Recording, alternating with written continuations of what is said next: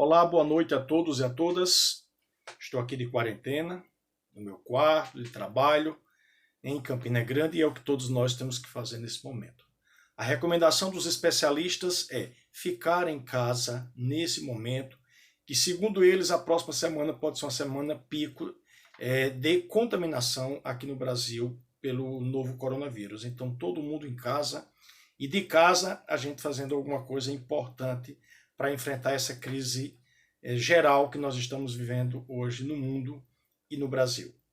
De casa é que eu quero gravar esse vídeo e alertar sobre um tema importante que nós já chamávamos a atenção quando da sua tramitação, a PEC da morte.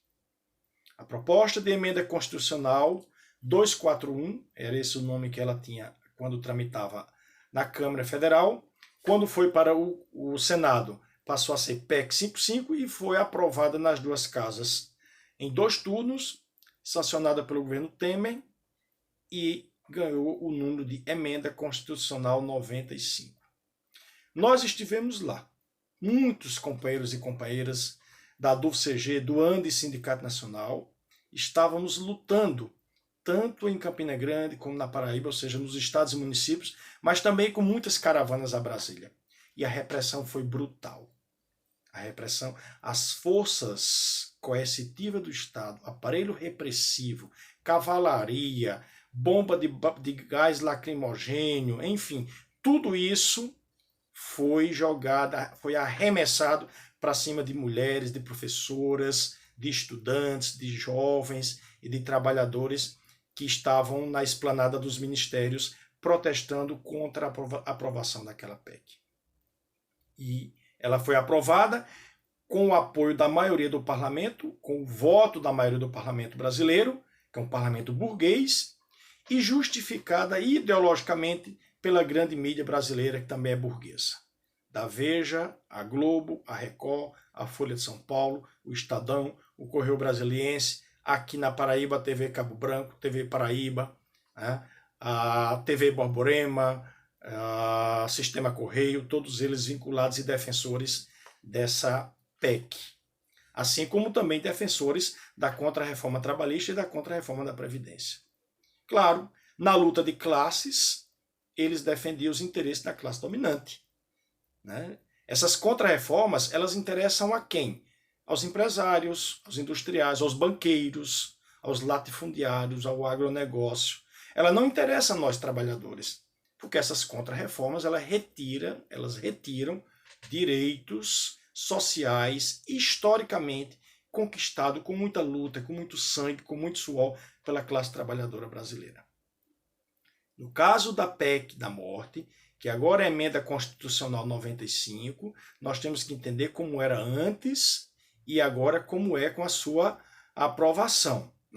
Pois bem, o governo, para a gente entender um pouco, ele tem a arrecadação, o orçamento é isso, tem toda a arrecadação e a previsão de gastos para o ano seguinte.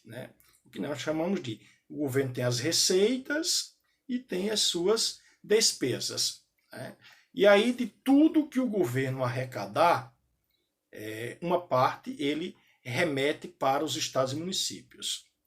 No caso da saúde, que é no momento que está mais nos interessando analisar, no caso do SUS, do Sistema Único de Saúde, antes da PEC havia uma indicação, um vínculo constitucional de que todo governo tinha que gastar, na verdade não é gastar, é investir 13,2% na saúde pública no ano de 2016. 13,2% da receita corrente líquida, daquilo que o governo tinha arrecadado, parte foi para os estados e municípios, 13,2% em 2016 deveria ser investido em saúde pública. Então havia esse vínculo aí de um percentual vinculado à receita arrecadada pelo Estado, a receita corrente líquida. Depois que a PEC foi aprovada nas duas casas e foi promulgada pelo governo Temer, não tem mais essa vinculação de um percentual de 13% da receita corrente líquida para ser investido em saúde. Agora, os investimentos em seguridade social, saúde, educação, previdência, tudo isso que nós chamamos de serviços públicos, ele agora é vinculado à correção apenas no nível da inflação do ano anterior. Nós chamamos de congelamento porque, por exemplo, em 2018, o orçamento a partir de 2018, ele é o mesmo de 2017, apenas corrigindo a inflação. E aí, isso significa, primeiro, congelamento por 20 anos, porque a PEC propõe 10 anos, né?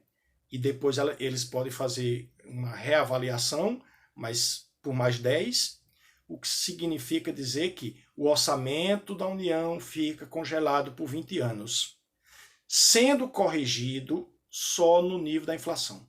O PIB pode crescer, a economia pode crescer, pode dar grandes sinais de crescimento, mas os índices que vão reajustar, incluindo o salário mínimo e despesas com a Seguridade Social, né, serão corrigidos apenas no nível da inflação do ano anterior.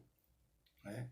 Isso significa congelamento do orçamento do Brasil e menos, mas muito menos recursos para a Seguridade Social, incluindo o SUS. Alguns pontos aqui para a gente ver, por exemplo, quem precisa do SUS? As pessoas que são pobres, a maioria da classe trabalhadora brasileira, que não tem plano da Unimed e outros planos privados, com a mercantilização da saúde, a maioria precisa do SUS. O SUS é importantíssimo e nós, que somos militantes de esquerda, temos que defender o Sistema Único de Saúde.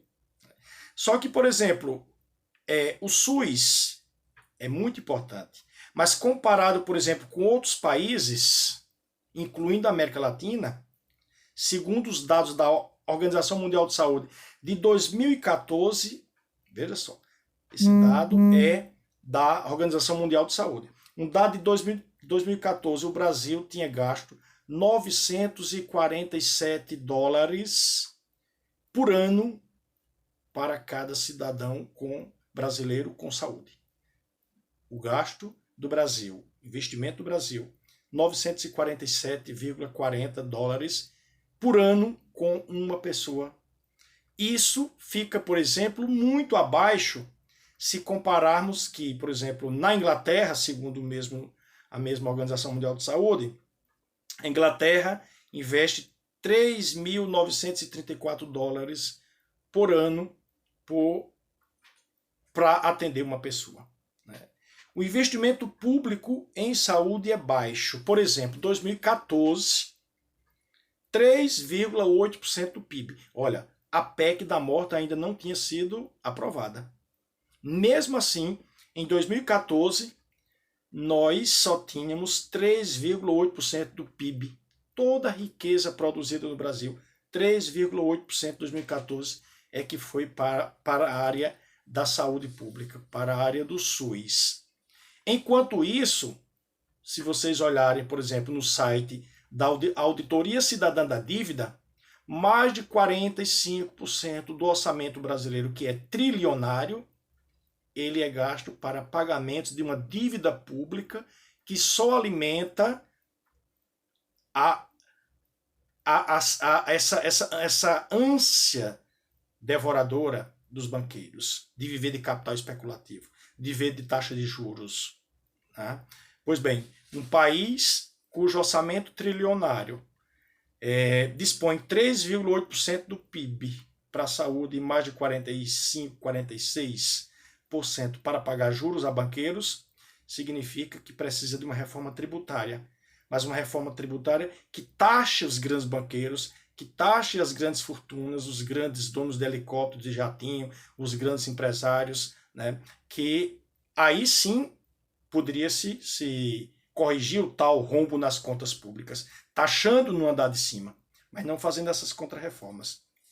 E aí, eu queria dizer que a PEC ela foi aprovada, a emenda constitucional 95 foi aprovada, vem vigorando já desde 2017, e agora, mais do que nunca, nós temos que encampar nas nossas lutas, né, a ideia de que é preciso revogar, é preciso anular essa emenda constitucional.